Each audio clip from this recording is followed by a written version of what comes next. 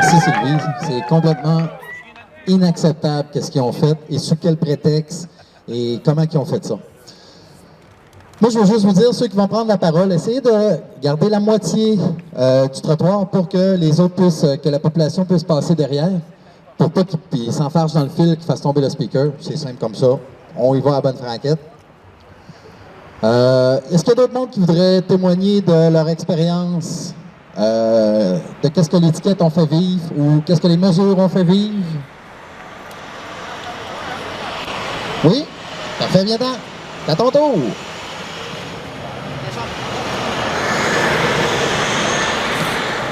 Merci beaucoup, Olivier. Merci aux organisateurs de la manifestation aujourd'hui pour nous permettre de nous exprimer, raconter nos histoires.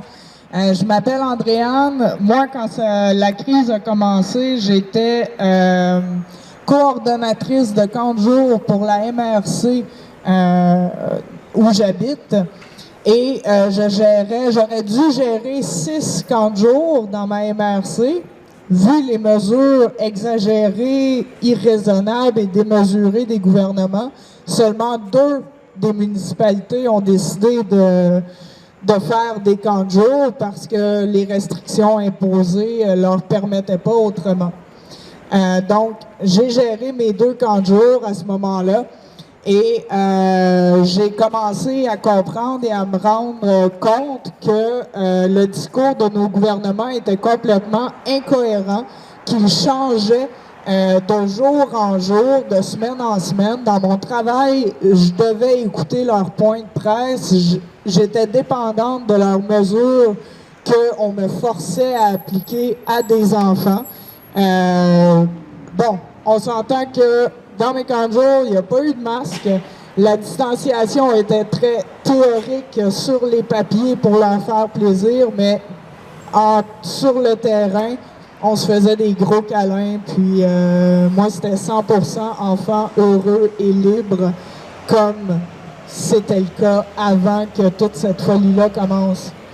Et j'ai commencé aussi à m'indigner, à manifester, faire entendre ma voix, essayer d'avertir les gens que le masque était préjudiciable, dangereux pour la santé, que les différentes mesures appliquées étaient incohérentes et n'allaient pas améliorer vos chances, peu importe votre santé. Non, ce n'étaient pas des mesures sanitaires, mais bien des mesures politiques.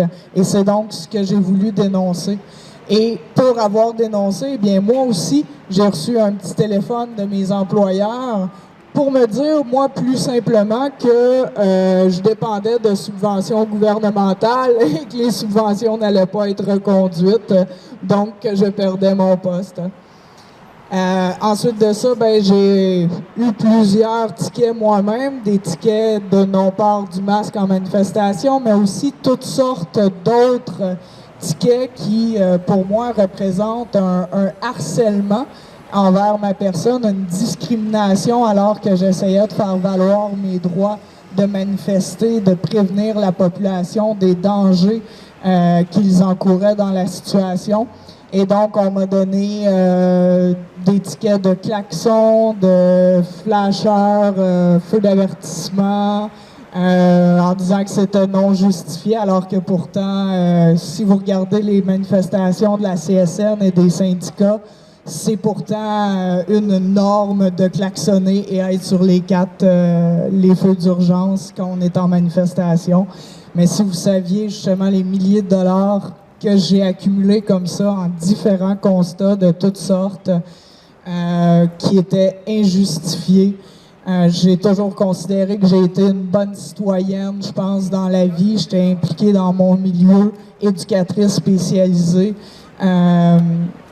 Donc, moi, j'ai jamais causé préjudice à qui que ce soit.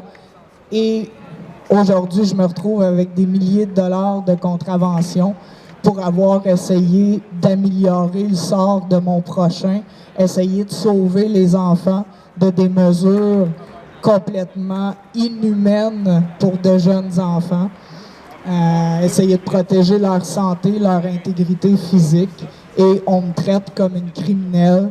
J'ai dû comparaître ici devant un juge qui n'était pas impartial et pour avoir le sentiment que j'avais beau avoir monté un dossier de 45 pages, peut-être même plus,